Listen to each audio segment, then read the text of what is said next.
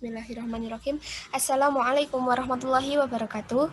Perkenalkan, kami dari kelompok 4 akan menjelaskan tentang tasawuf modern Hamka. Anggota kelompok kami terdiri dari Sylvia Romadina dengan nomor induk mahasiswa 2006011038, Maya Maharani 2006011039, Briliantin Dila Latifah 2006011040. Di sini kami akan membahas tentang pengertian tasawuf dan modern, konsep pendidikan karakter, tasawuf kontemporer, dan penutup. Yang pertama, pengertian tasawuf dan modern. Hamka menyebutkan tasawuf sebagai sifaul qalbi, yaitu upaya seseorang untuk membersihkan diri, membersihkan budi pekerti dari perangai-perangai yang tercela, lalu memperhias dirinya dengan perangai atau karakter terpuji. Pendefinisian tasawuf tersebut memiliki kesamaan istilah dalam literatur tasawuf, yaitu tazkiyatun nafs atau penyucian jiwa. Titik kesamaan dapat ditinjau dari perbuatannya, yaitu membersihkan karakter dari perangai atau karakter tercela. Pemikiran tasawuf Hamka bisa dilihat ketika menafsirkan Quran surat Asy-Syams ayat 9-10 dalam kitabnya Tafsir Al-Azhar. Hamka menjelaskan bahwa penyakit yang paling berbahaya bagi jiwa adalah syirik, mendustakan kebenaran yang dibawa oleh Rasulullah SAW, sifat hasud, dengki, benci, dendam, sombong, dan angkuh. Penyakit-penyakit tersebut merupakan pintu pembuka berbagai kejahatan besar.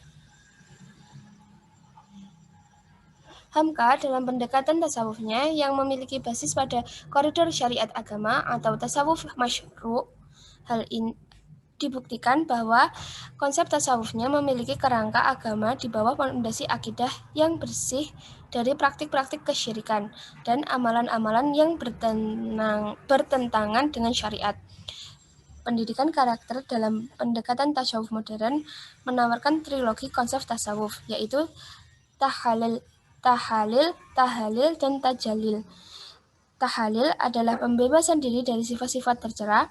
Tahalil adalah tahapan mengisi dan berhias diri dengan sikap-sikap terpuji.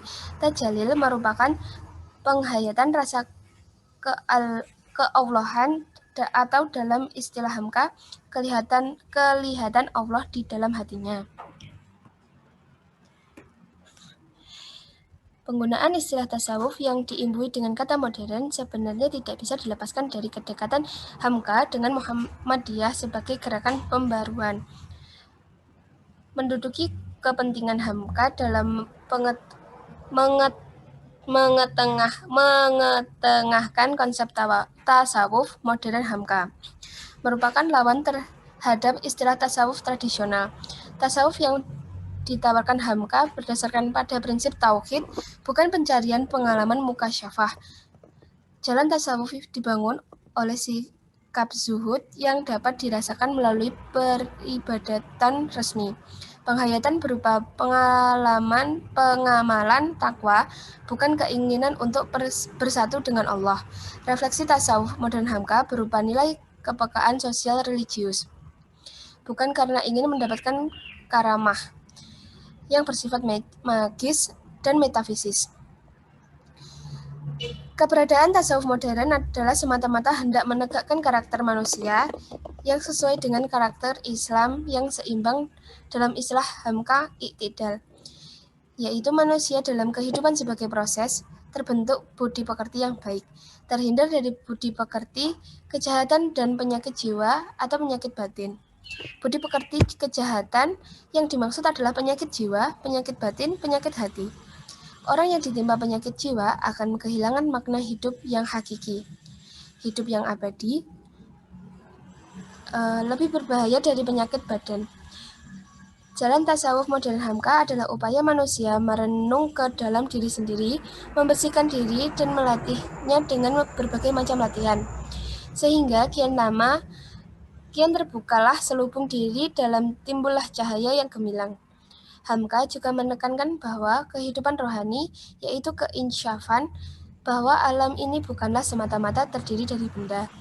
Pendirian kerohanian tersebut sebagai bentuk pengakuan manusia yang tulus tentang kuasa ilahi, sehingga menumbuhkan semangat yang dinamis dan berapi-api dan menyebabkan timbulnya ikhlas dan jujur pada manusia.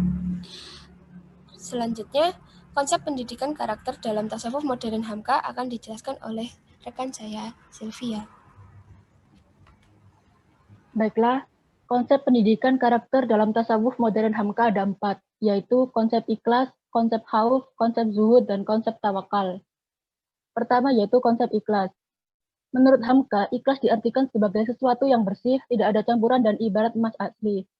Hamka mencontohkan bahwa pekerjaan yang bersih terhadap sesuatu dinamakan al-ikhlas.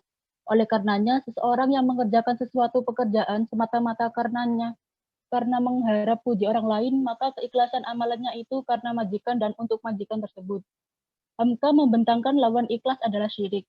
Keduanya antara ikhlas dan syirik ini menurut Hamka tidaklah dapat disatukan. Bagaimana tidak dapat dipertemukannya antara gerak dan diam. Hamka menjelaskan bahwa keikhlasan tidak dapat tegak tanpa adanya syirik atau sifat benar. Demikian itu dikarenakan kebenaran dalam diri seseorang menjauhkan diri dari keadaan hipokrit atau munafik. Argumentasi Hamka tersebut diperkuat dengan keyakinannya bahwa ikhlas tidak dapat dipisahkan dengan sidik atau benar. Selanjutnya, konsep khauf.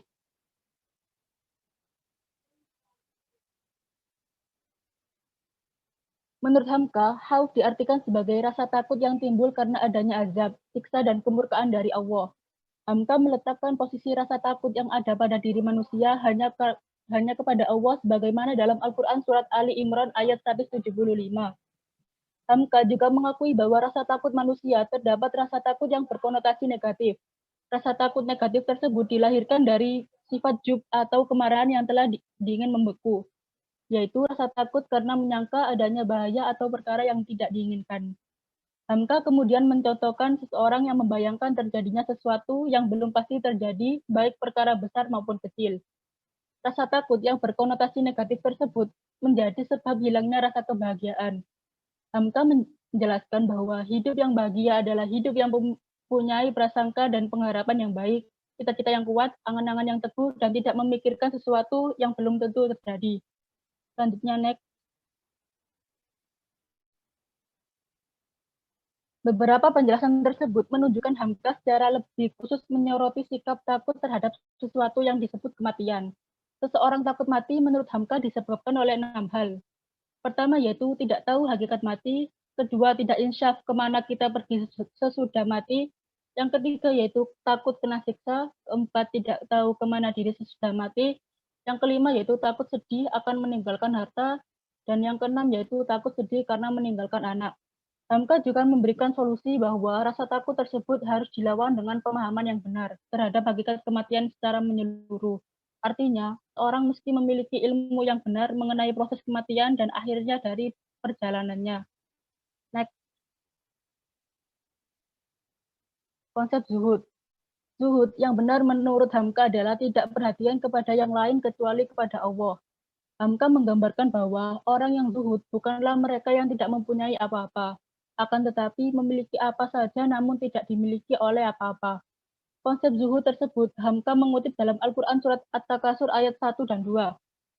Berdasarkan ayat tersebut bahwa tujuan dari segala yang ada di dunia ini, baik itu kekayaan ataupun kehormatan, merupakan penghubung seorang yang memilikinya dengan Allahnya. Kemudian Hamka menjelaskan hakikat kekayaan. Kekayaan yang sebenarnya adalah kekayaan yang mencakupkan terhadap pemiliknya sebagai nikmat Allah dan tidak akan mengecewakan pemiliknya. Argumentasi Hamka bahwa kekayaan itu datang dari pemiliknya yaitu Allah dan akan kembali kepada pemiliknya.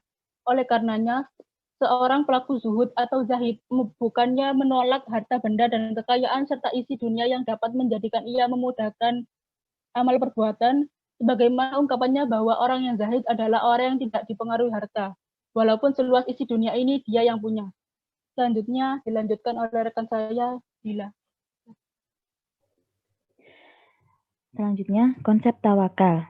Makna tawakal yang dimaksud adalah sebagaimana kisah perjalanan hijrahnya Rasulullah bersama Abu Bakar atas perintah Allah ke negeri Madinah. Manusia setinggi derajatnya seperti Rasulullah saja masih membutuhkan ikhtiar dan usaha. Hamka menegaskan bahwa manusia tidak boleh langsung lari kepada takdir kalau ikhtiar belum sempurna, melainkan dengan izin Allah.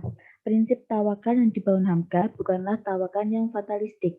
Dalam hal ini, Hamka tidak menyampingkan peran ikhtiar, tetapi ia juga menekankan bahwa ikhtiar juga bukan segala-galanya. Selanjutnya,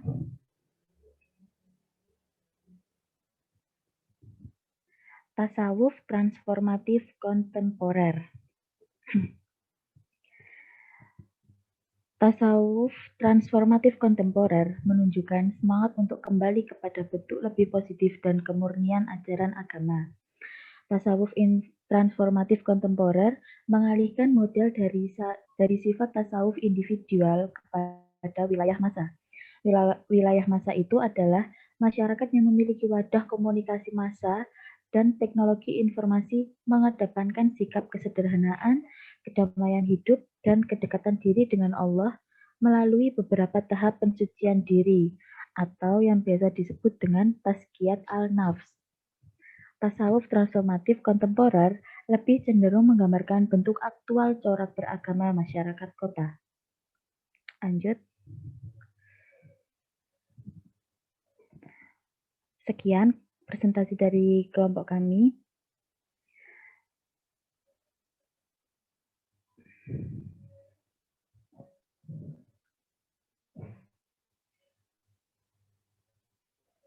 Dan di sini sudah kami siapkan 5 pertanyaan. Silakan dijawab dengan didiskusikan dengan kelompok masing-masing. Untuk selanjutnya dikumpulkan di grup Teosofi. Terima kasih dari kelompok kami. Kurang lebihnya mohon maaf. Wassalamualaikum warahmatullahi wabarakatuh.